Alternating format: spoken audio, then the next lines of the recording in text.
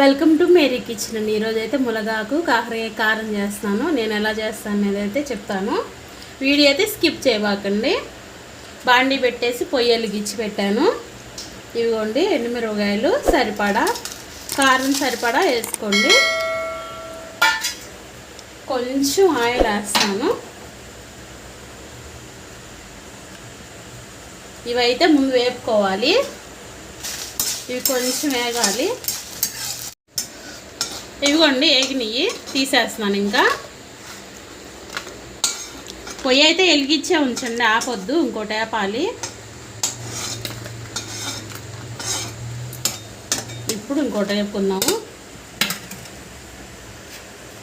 ములగాకైతే శుభ్రం కడిగేసేసాను. శుభ్రం కడుక్కోండి. ఇప్పుడు దీంట్లో వేసేస్తున్నాను, వేపుకోవాలి.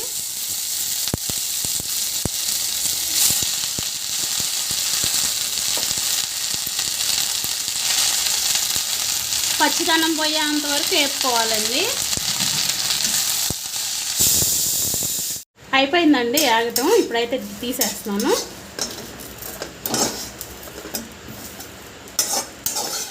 పాత వీడియోస్ అన్నీ మీకు వీలైతే ఒకసారి చూడండి.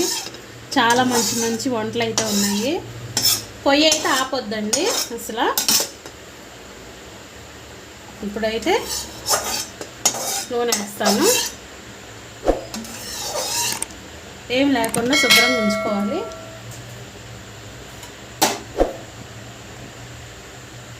కొంచెం ఎక్కువే పట్టిద్దండి ఆయిల్, కాకరకాయ లేపుకోవాలి కదా.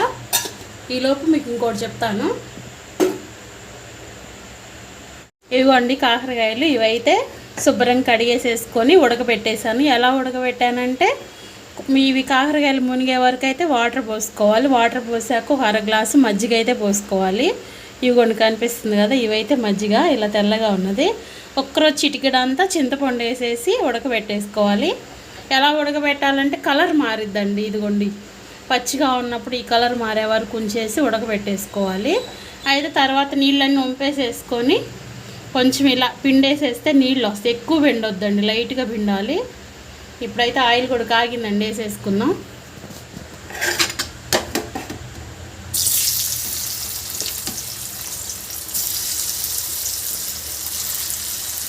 మీకు చెప్పింది అర్థమయ్యే ఉంటుంది కదండి.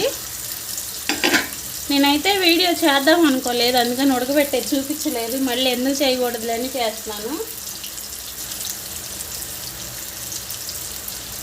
ఇవైతే వేగాలి బాగా. ఈలోపు అయ్యి మిక్సీ పట్టుకుందాము. అయితే మిక్సీ పట్టుకుందామండి. ఇదిగోండి కళ్ళుప్పు చూసుకొని వేసుకోండి, ఉప్పు సరిపడా. అలాగే ఎండుమిరపకాయలు వేపినవి. ఇవైతే ముందు మిక్సీ పట్టాలండి, మిగతాయి తర్వాత చూపిస్తాను. మొత్తం ఒకసారి వేస్తే నలగదు. అదిగోండి కచ్చా బచ్చాగా అయితే మిక్సీ పట్టేశాను. ఇదిగోండి ఒక పాయ చిన్నుల్లిపాయలు, ఒక పాయ అంతా వేసుకోండి.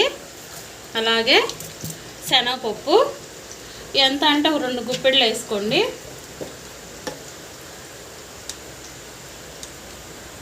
ఇదిగోండి మెంతిపిండి. మెంతిపిండి అయితే నేను కంపల్సరీ వాడతానండి. అలాగే కాస్త కొబ్బరి ఎంత అంటే ఇదిగోండి ఇంత చెప్ప తీసుకున్నాను, కొంచెం అరచెప్ప ఇది వేసేస్తున్నాను. కాస్త జీలకర్ర, శనగపప్పు కూడా వేసేసి మిక్సీ పట్టుకోవడమేనండి. ఇంకా ఇవిగోండి కాస్త సగం బాడ వేగాక కొంచెం ఇలా పక్కకు అనుకొని ఇప్పుడైతే సన్నగా కట్ చేసుకున్న ఉల్లిపాయలు వేసుకోండి, బాగుంటాయి. ఇది మీ ఇష్టము, నాకైతే ఇష్టం అందుకని వేస్తున్నాను. ఇవి కూడా కాస్త వేగాలి. అలాగే ఇంకోటి చెప్తానండి, ఇందాక ఆయిల్ ఎక్కువ వేసాను కదా, అదైతే తీసాను. అవి వేగాక తీసాను. ఇవే పడేసుకోక్కర్లేదండి, ఇవైతే పచ్చడి చేసుకోవచ్చు. నేను పచ్చడి చేస్తాను, లేదా పప్పు అయినా తాలింపు పెట్టుకోవచ్చు. ఈ కాస్త వేగాలి. కాకరకాయ కూడా వేగిందండి. ఇప్పుడైతే సాల్ట్ వేస్తున్నాను. కాకరకాయ ఉడకబెట్టేటప్పుడు అయితే వేయలేదు, అందుకని కొంచెం తిప్పేసేసి.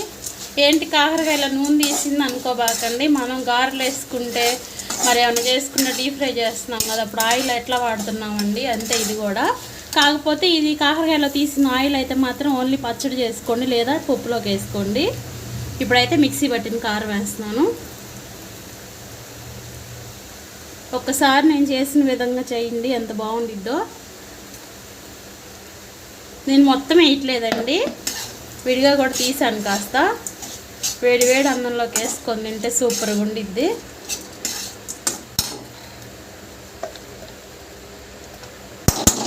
కొంచెం సేపు అలా ఉంచి ఇంకా ఆపటమేనండి.